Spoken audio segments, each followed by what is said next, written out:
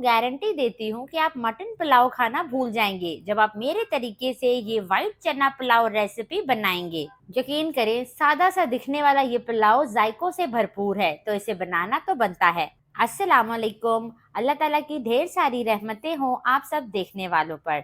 मैं हूँ दुआ और आज मैं आपके साथ शेयर कर रही हूँ चना पुलाव की बेहतरीन रेसिपी। खाने में ये चावल इतने टेस्टी हैं कि इसके साथ आपको चटनी, सलाद या अचार सर्व करने की भी जरूरत नहीं पड़ेगी।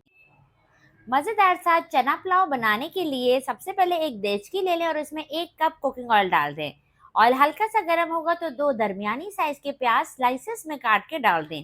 प्याज को फ्राई करेंगे इतना कि इसमें लाइट सा गोल्डन कलर आ जाए। जैसे ही प्याज फ्राई हो जाएगी तो उसे निकाल कर साइड पर रख देंगे। चूल्हे की फ्लेम ऑफ कर दें और ये तली हुई प्याज को आप एक प्लेट में निकाल कर अच्छे से फैला दें। अब उसी ऑयल में 3 दरमियानी साइज के टमाटर काट के डाल दें। 1 टेबल स्पून अदरक लहसुन का पेस्ट डाल दें। 3 से 4 टेबल स्पून हरी मिर्चों का पेस्ट डाल दें, या जितना तीखा आप खाना पसंद करते हैं उतना डाल दें। 2 तेज पत्ते तोड़कर डाल दें। 1 टेबल स्पून मोटा कुटा हुआ धनिया डाल दें। ½ टेबल स्पून मोटा कुटा हुआ जीरा डाल दें और 1 टेबल स्पून सौंफ डाल दें। सौंफ को भी मैंने मोटा मोटा कूट लिया था। अब इसकी खुशबू को बढ़ाने के लिए 2 बादियान के फूल, 2 से 3 टुकड़े दालचीनी के, 2 बड़ी इलायची और 8 से 10 दाने साबुत काली मिर्च के डाल देंगे। साथ ही इसके डाल देंगे 4 अदद लौंग और 4 अदद छोटी इलायची। ½ टेबल स्पून नमक का शामिल करेंगे।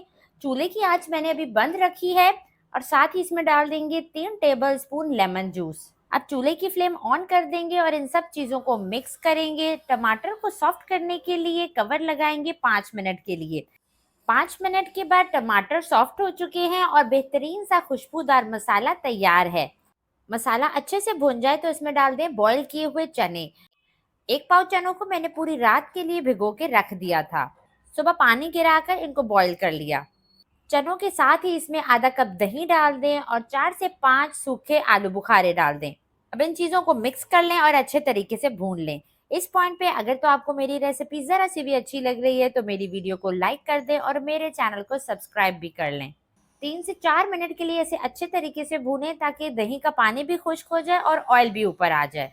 चनों की अच्छे से भुनाई करने के बाद अब इसमें डाल दें चावलों के लिए पानी।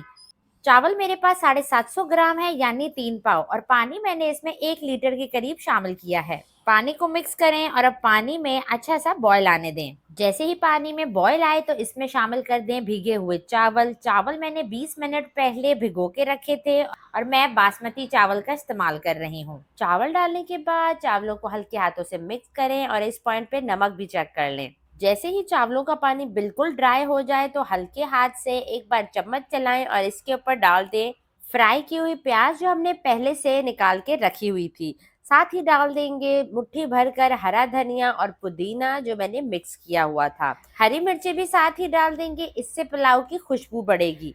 अब इसे बिल्कुल लो फ्लेम पर देसी तरीके से 10 से 12 मिनट के लिए कवर करेंगे, दम पे रखेंगे। 10 मिनट के बाद यकीन करें खुशबू से आपका पूरा किचन महक उठेगा। इस तरह से बनाएं, चावल बहुत ही टेस्टी बनते हैं। एक बार ट्राई करेंगे ना तो यकीन करें आप मुझे दुआएं देंगी। कैसा खिला खिला और शानदार सा ये पुलाव तैयार हुआ है। अब मैं आपको इसकी फाइनल लुक दिखाती हूँ। खुशबूदार मजेदार चना पुलाव बिल्कुल तैयार है। यकीन करें आपको चावल के एक एक दाने में जायका मिलेगा। रेसिपी ट्राई करें तो अपना फीडबैक लाजमी दें। वीडियो अच्छी लगी तो इसे लाइक कर दें और अब आखिर में जरा चावल चेक करें, माशाल्लाह से कितने बेहतरीन बने हैं। इसी के साथ इजाजत चाहती हूँ। अपना ढेर सारा ख्याल रखिएगा, दुआओं में याद रखिएगा। अल्लाह हाफिज।